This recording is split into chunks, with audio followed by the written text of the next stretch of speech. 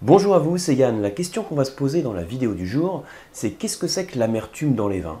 Comment on la perçoit? Qu'est-ce que ça caractérise? Est-ce que c'est quelque chose de positif ou est-ce que c'est négatif? Alors, si vous êtes dégustateur, ce qui est votre cas si vous regardez la vidéo, c'est une question qui revient peut-être assez régulièrement parce que c'est une saveur qui est caractéristique de certains vins. Et pourtant, quand vous observez une fiche de dégustation, on a déjà parlé à d'autres reprises ici de différents formats de fiches de dégustation, vous savez qu'en bouche, on va caractériser par exemple l'acidité, l'alcool, les tanins, le corps, la sucrosité, donc le sucre, mais on n'a pas l'amertume, on ne parle pas de l'amertume.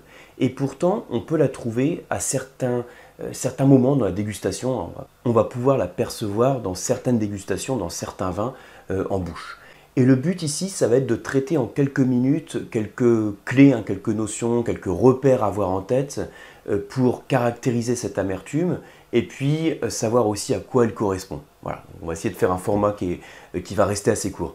Alors, première chose, premier point qu'on va voir ensemble, c'est qu'est-ce que c'est que l'amertume? Comment on la retrouve en bouche? Alors, vous savez que l'amertume, ça fait partie des saveurs de base, donc avec le sucré, le salé, l'acide et l'amer sont les saveurs de base auxquelles on rajoute parfois l'umami, voire la réglisse, mais bon, voilà les 4 saveurs de base. Donc qui dit saveur dit langue. C'est toujours la langue qui va percevoir les saveurs. Je rappelle que c'est jamais au nez qu'on va pouvoir dire si un vin est sucré. Alors on va pouvoir penser à un vin sucré parce qu'on a des arômes, on va dire de vin liquoreux par exemple, qui peuvent être caractéristiques. Parfois on va trouver des arômes de citron qui vont faire penser à un vin acide, mais la saveur n'a pas d'odeur. C'est bien la langue qui va retrouver les saveurs du vin. C'est pour ça que quand j'ai le vin en bouche, je le garde en bouche, je le mâche, je le grume, je fais... Voilà, donc on fait en sorte d'avoir le vin suffisamment longtemps en bouche, 5 secondes, 10 secondes par exemple, pour bien percevoir les sensations tactiles et également les sensations gustatives, donc les saveurs. Alors, où perçoit-on cette saveur amère sur la langue? Alors, même si on a tendance à dire qu'on la perçoit plus particulièrement de manière plus marquée sur la fin de bouche, sur le fond de la langue, sachez que ça ne veut pas dire pour autant qu'on a sur la langue des zones qui sont spécialisées dans la reconnaissance des saveurs.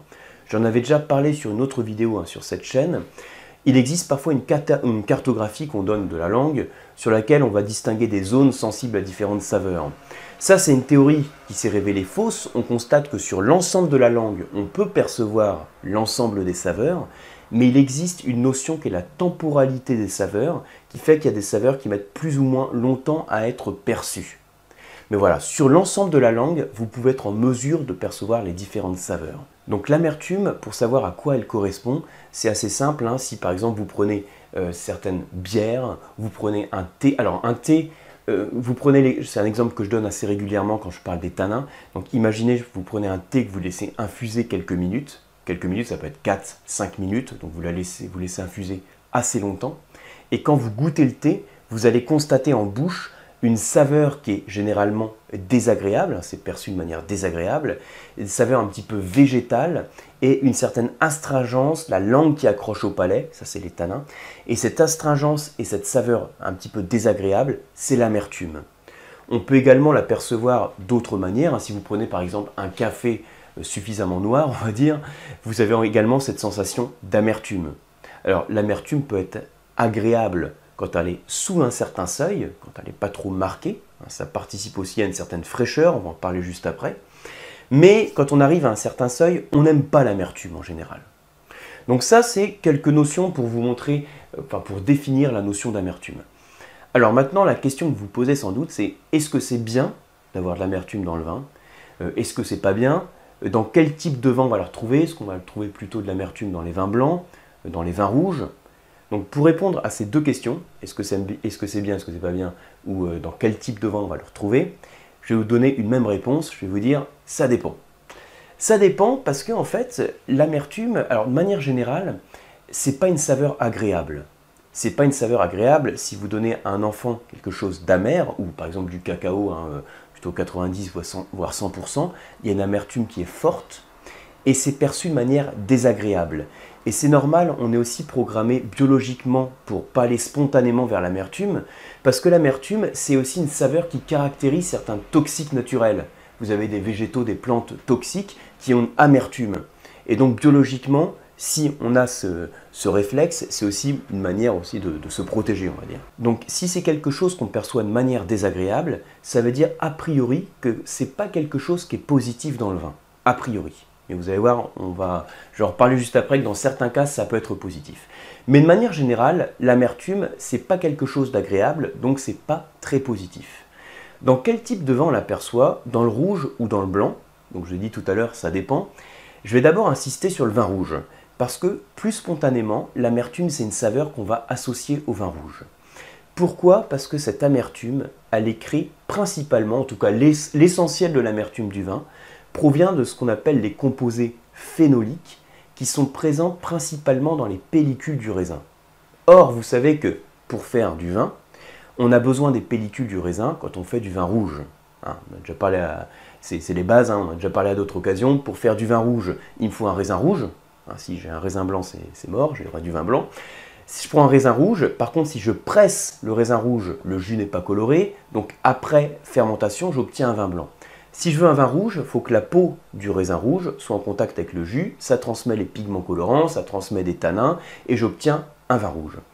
Et donc le fait d'avoir mis la pellicule en contact avec le mou, avec le jus de raisin, ça va permettre de transmettre les composés phénoliques que j'ai dans mon cépage rouge. Et ces composés phénoliques, pour faire simple, ça va être en premier lieu les tanins.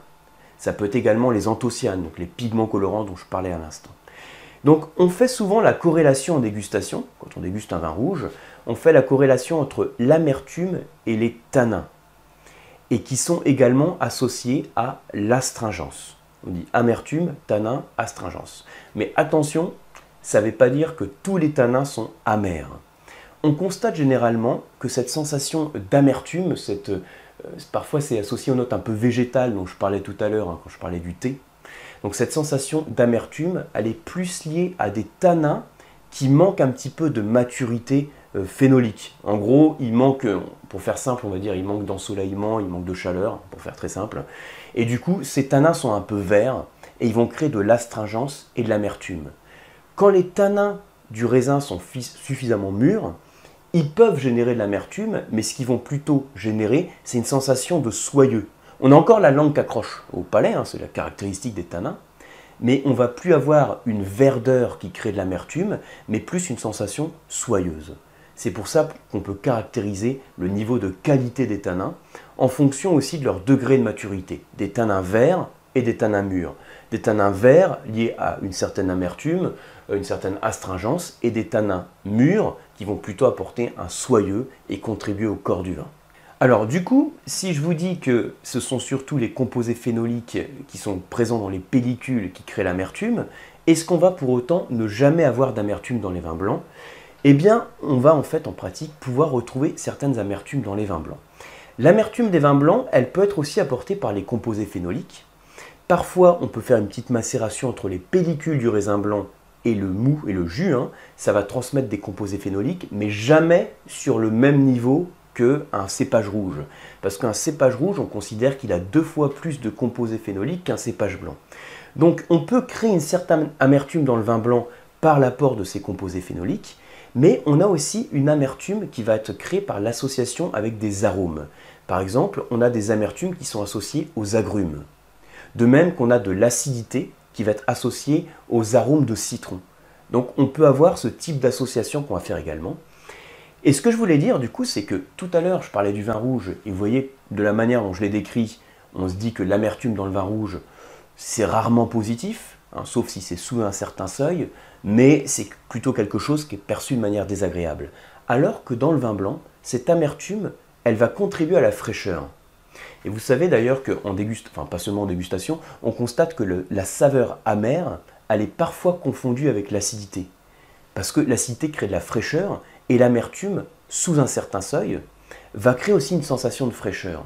Donc l'amertume dans certains vins blancs va être perçue de manière positive. On peut même parler de beaux amers. Quand on parle d'une belle acidité, pour parler d'une acidité qui est bien intégrée, qui n'est pas du tout négative, justement qui est la bienvenue dans le vin, on peut parler de beaux amers. Et il y a des cépages, par exemple comme le chenin, donc on va voir dans la Loire, sur certains Vouvray, il y a également le Vionnier, la vallée du Rhône, même les Marsannes, qui vont dans certains cas développer une légère amertume en bouche. Certains dégustateurs vont y être plus sensibles que d'autres.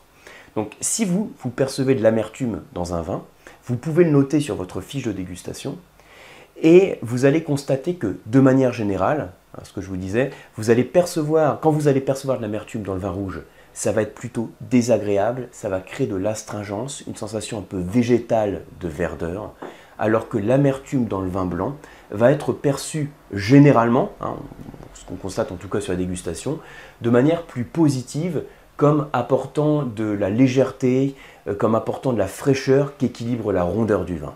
Donc voilà pour ce petit topo sur l'amertume. Alors, petite parenthèse, je n'ai pas parlé ici de ce qu'on appelle la maladie de l'amer, une maladie qui est créée, c'est ce qu'on appelle une déviation bactérienne, parce que ce sont les bactéries, en particulier les bactéries lactiques, qui convertissent un composé du vin qu'on appelle le glycérol, vous savez, qui est créé suite à la fermentation alcoolique. C'est un des produits de la fermentation alcoolique. Bon, voilà, ça crée du glycérol et sous l'action des bactéries lactiques, ça crée un composé qui crée une sensation amère. Bon, après, c'est rare comme maladie, donc j'insiste pas dessus. Là, mon but, c'est plus de vous parler en tant que dégustateur de cette sensation, de cette saveur amère. Est-ce qu'elle est positive? Est-ce qu'elle est négative? Et sur quel type de vin on peut la retrouver? Voilà, donc j'espère que vous avez appris des choses sur ce thème de l'amertume. N'hésitez pas à me partager vos commentaires sous la vidéo. Pour ma part, je vous retrouve sur une prochaine vidéo, un prochain mail, ou également sur les formations du Coam, c'est toujours sur lecoam.eu, également sur les masterclass de la dégustation. Merci et à bientôt.